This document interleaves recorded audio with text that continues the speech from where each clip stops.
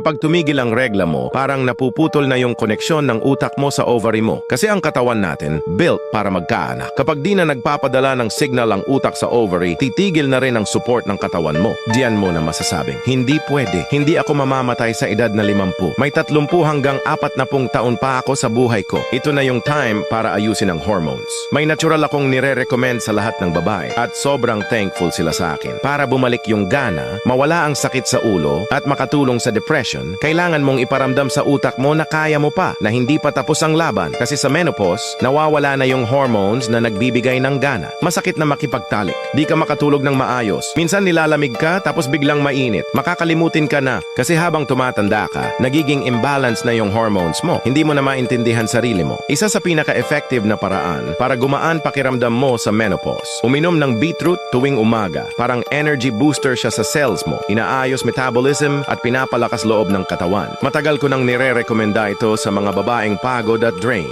At after ilang linggo, grabe na agad ang pagbabago. Andyan lang sa yellow basket yung pure organic na beetroot na ginagamit ng madaming tao.